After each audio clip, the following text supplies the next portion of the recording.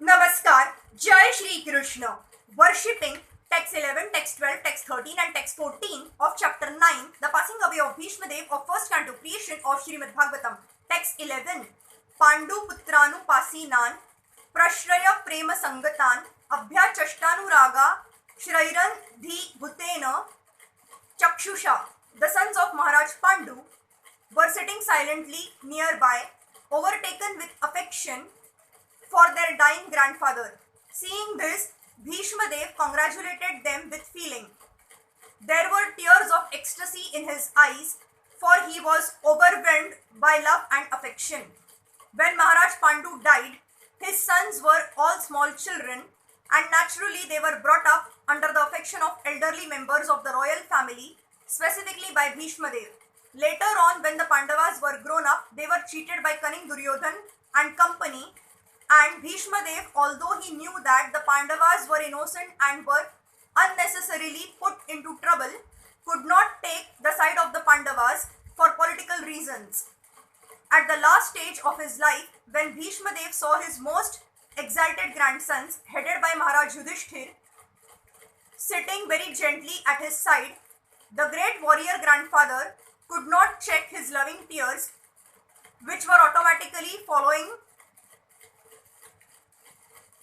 from his eyes. He remembered the great tribulations suffered by his most pious grandsons.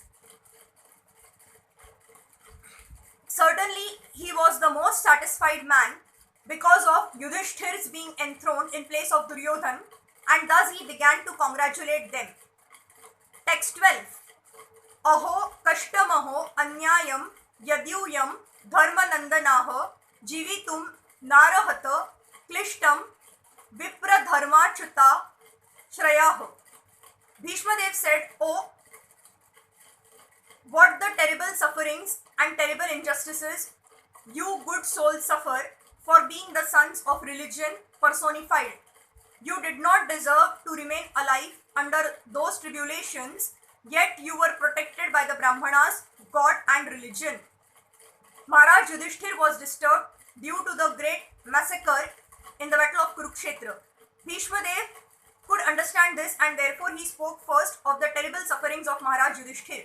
He was put into difficulty by injustice only, and in the battle of Kurukshetra, which was fought just to counteract this injustice. Therefore, he should not regret the great massacre. He wanted to point out particularly that they were always protected by the Brahmanas, the Lord and religious principles. As long as they were protected by these three important items, there was no cause of disappointment. Thus, Bhismadeva encouraged Maharaj Yudhishthir to dissipate his despondency. As long as a person is in full cooperation with the wishes of the Lord, guided by the bona fide Brahmanas and Vaishnavas, and strictly following religious principles, one has no cause for despondency, however trying the circumstances of life. Bhismadeva, as one of the authorities in the line, wanted to impress this point upon the Pandavas. Text 13. Samasthite atirathe Pandav prutha bala praja vadhuha yushmat krute bahuna kleshan prapta tokavati muhuha. As far as my daughter-in-law Kunti is concerned, upon the great General Pandu's death, she became a widow with many children, and therefore she suffered greatly. And when you were grown up, she suffered a great deal also because of your actions. The sufferings of Kunti Devi are doubly lamented. She suffered greatly because of early widowhood and to get her minor children brought up in the royal family. And when her children were grown up, she continued to suffer because of her son's actions. So her sufferings continued. This means that she was destined to suffer by providence, and this one has to tolerate without being disturbed. Text 14.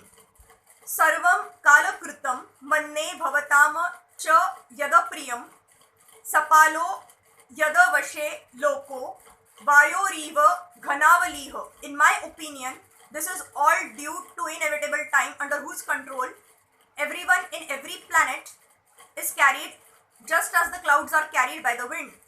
There is control by time all over the space within the universe, as there is control by time all over the planets. All the big gigantic planets including the sun are being controlled by the force of air, as the clouds are carried by the force of air.